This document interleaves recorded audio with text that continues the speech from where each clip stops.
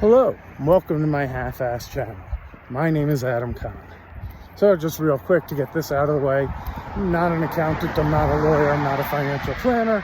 Please use any information I provide on this channel as entertainment purposes only. And maybe it's not such great advice anyway, so do whatever you think is best. And I'm just chatting and having a conversation based on my own experiences. So let's talk about a couple things. My video yesterday, pretty funny timing, on the toe jam spread that completely reversed and went the opposite way. Seems to be getting about to where it is now. But when I posted the video, it couldn't have been worse timing. Housing markets. So it's interesting to me watching everybody talk about how the housing is going to collapse.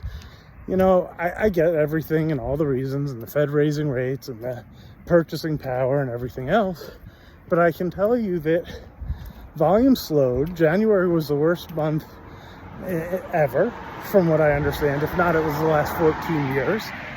And from there, though, the market seemed to be normalizing. And quite honestly, we got so busy that I think normal feels so slow to people that they're a little over panicked. I'm finding videos from people talking about the home builders being screwed and we're going way lower and everything else. And I understand the concern or the caution, but if you're buying your primary residence, you need to let the noise go and just be noise. If you're renting or you're owning, if you feel like painting the walls pink, you paint the walls pink. You buy a property you can afford and you can make the payments and keep up with, and you don't worry about the values going up and down. If you're buying an investment property, sure, pay attention to a lot of things.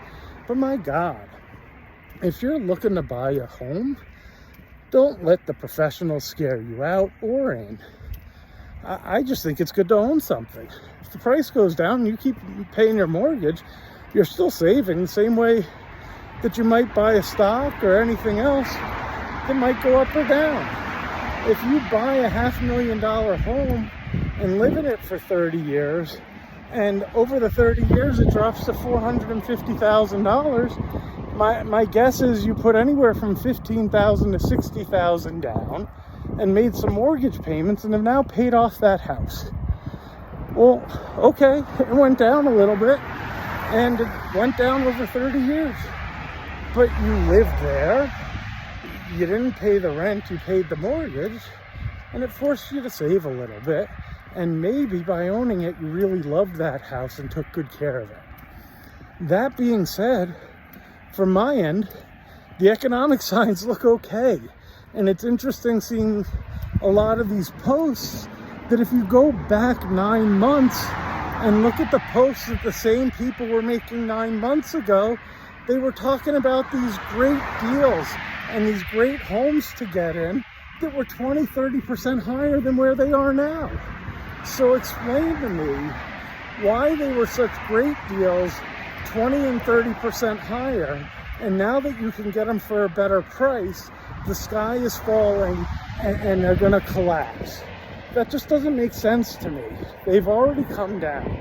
The Fed is trying to hold the rates at a level that stops the inflation from getting out of hand. So they're not trying to collapse a market, they're trying to slow it down, which they're succeeding at. So hope you like it.